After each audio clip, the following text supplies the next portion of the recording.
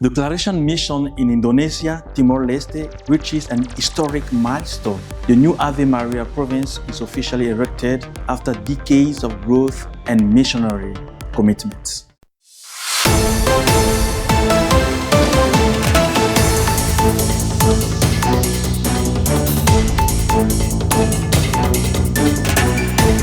Welcome to iClaret News, March 2025. On March 25, 2025, Father Matthew Vatamatam, CMF, Superior General, signed the decree erecting the Indonesian Timor-Leste Independent Delegation as Ave Maria Province.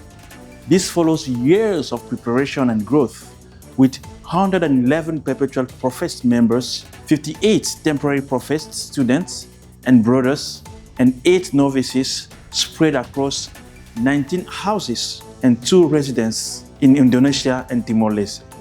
The Claretian mission here traces back to the 90s, where Father Domingo Moraleda, then Provincial Superior of the Philippine Province, with the support of Father Gustavo Alonso, former Superior General, responded to the needs of the East Timorese refugees in Australia. Inspired by this experience, the Philippine Province initiated a mission in Indonesia, Timor-Leste. After overcoming socio-political challenges, the first Claretian missionaries, Fathers Manuel Sunyath, Orly Kation from Philippines, and Father James Nadakal from India, arrived in 1990 and began work in Ave Maria Parish, Suai. The mission quickly expanded, becoming an independent delegation in 2005. Now, with 177 members, serving in 12 dioceses, it has been elevated to the provincial status. The first provincial government includes Father Valens Agino, Provincial Superior, Father Eugenius Paul Madoni, Consultant and Econom, Father Christian Pascalis, Consultor, and Father Victor Dodi, Consultor.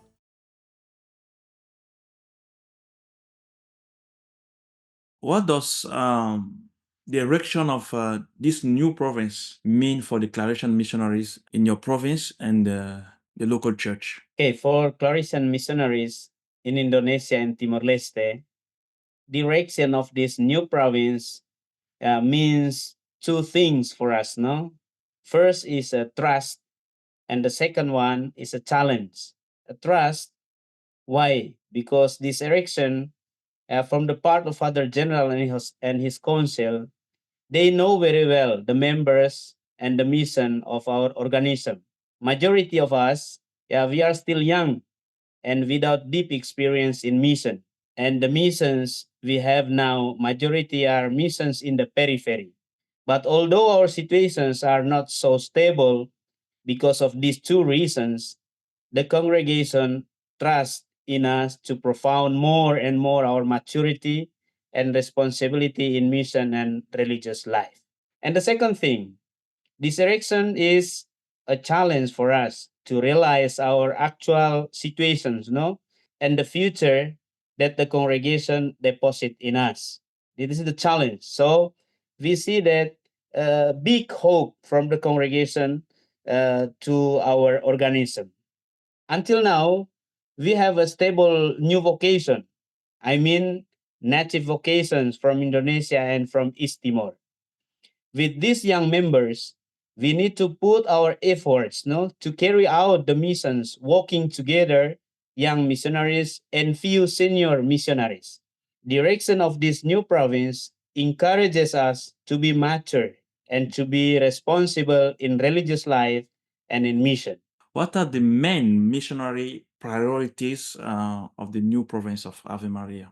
The main missionary priorities of Ave Maria province are formation of new generation and youth ministry, and then Bible ministry, formation of lay people in 15 parishes entrusted to us, and formation of consecrated men and women in east part of Indonesia, where no particular formation centers for religious.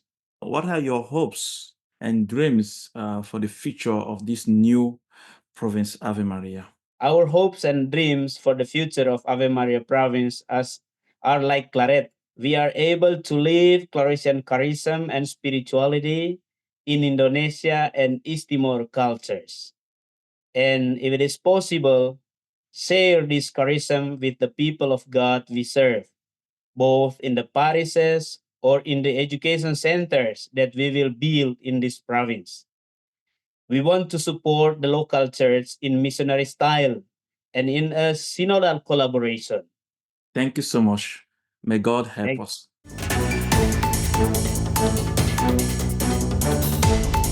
In March, the General Council held intensive sessions on the life and mission of the congregation. A key outcome was the approval of the erection of Ave Maria Province and the St. John Paul II Independent Delegation, marking a significant step in the congregation's growth and missionary commitment. The St. John Paul II delegation is set to become an independent delegation, approved by the Superior General on March 24th. This decision takes effect on October 22, 2025, with growing vocations and dynamic evangelization efforts in Côte d'Ivoire and Burkina Faso. The delegation marks a new chapter in its mission.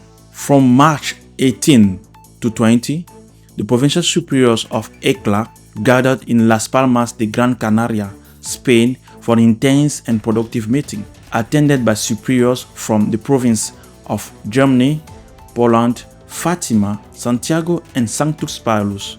The meeting focused on initial formation and solidarity efforts, strengthening collaboration across the provinces.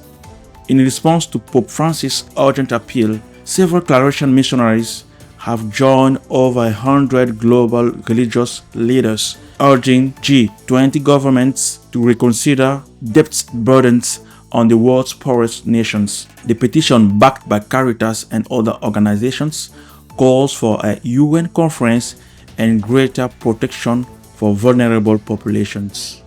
Mark your calendars for the Claretian Mission Day 2025, happening on April 27.